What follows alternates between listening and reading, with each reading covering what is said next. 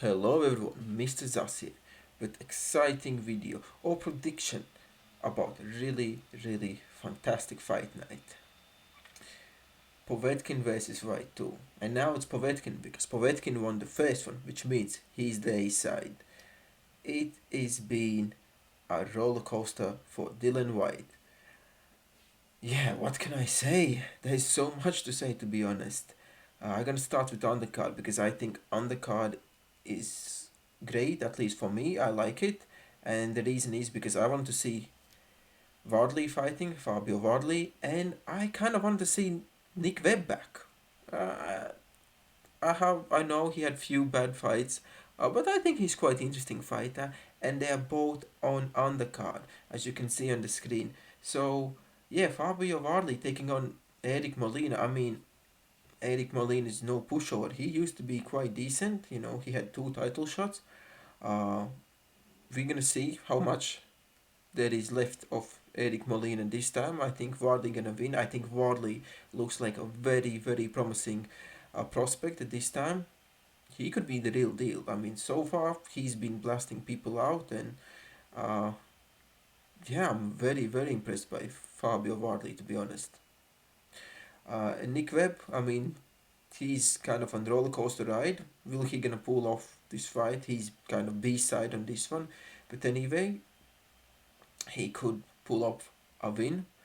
Uh, People think he's a bit chinny. I think he's a bit chinny, but nevertheless, he's 6'5". He's a big lad. We're gonna see what happens there. But now I'm gonna dive in a main event, which I'm really psyched about it. I've been following it for a few days. Kind of wanted to make the video, but it's been kind of shifting. More about the odds, the bookie odds about this fight and the fight itself and what people have been saying, because every single day there's something new coming out what people have been saying about this fight. So yeah, and kind of lots to take in, but I'm just gonna break it down real quick.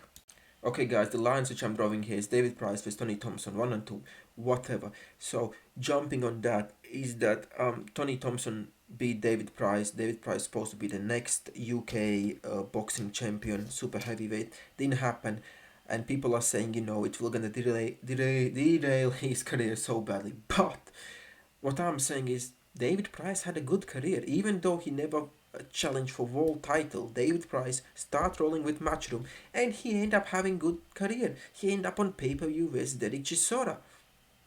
So even he didn't become a world champion, he still made a lot of money. So that's another thing. People are just giving too much to the toe.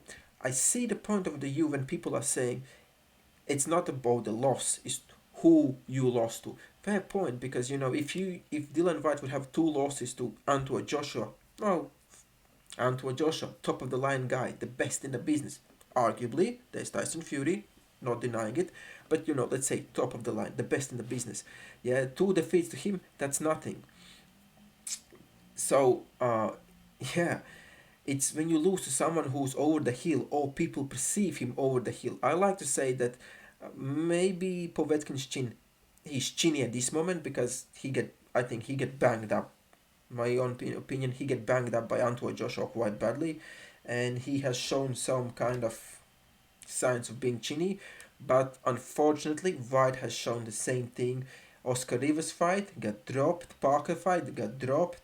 Hellenius hurt him, wasn't nothing major, but hurt him. And now this massive Povetkin uppercut destroys him. So what I'm aiming at here, guys, is something similar what happened with Wilder versus Spilka fight when Wilder knocks out Spilka and Spilka recovers from the fight, whatever goes on, but he does not possess the same chin as he had before. He's chinny. That one Wilder punch hit him so hard he became chinny.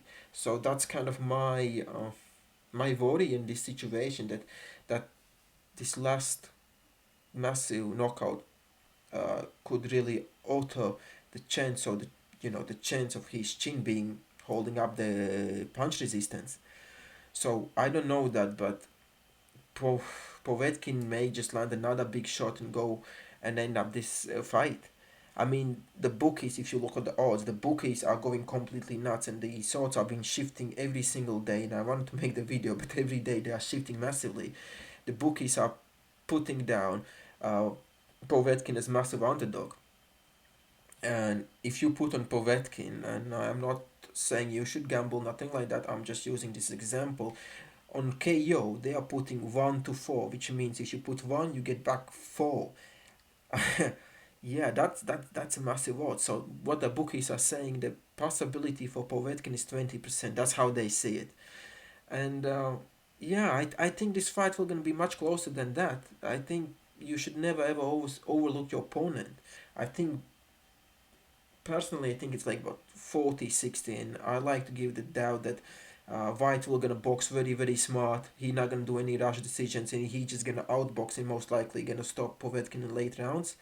But when you look at these odds, how they're going, again, everybody's just thinking that Povetkin is complete underdog, even though Povetkin is second best fighter boxer on White's resume behind Antoine Joshua. No one else is so good. So I don't really understand why people or bookies would give such a massive, yeah, um, massive odds in favor to the White. So it kind of boggles my mind, to be honest. I think this fight is much closer, and I think White will gonna box. He gonna box very smart because, and he gonna outbox. He gonna use his jab because he was using his jab so good in the first fight. Uh, it just didn't went his way. Didn't went his way. He get a bit overconfident and tried to really end Povetkin and get caught. I think White will gonna win based on a jab. I don't think it's gonna be points because I think Povetkin is too chinny. But if White's chin is gone, and if it's really gone for that one punch Povetkin landed, then this fight will gonna be very bad for White. I think he could end up being KO'd. But it all depends. Does he still have the chin? I hope he does because he's the second best UK boxer out there in stature. Yeah, and he White kind of carries lots of UK boxing. So hopefully he gonna win, and I would go White on late KO. Okay, guys, Mr. Zas is out because I've been mumbling and bumbling for a long time. Enjoy the fight, guys. I definitely will.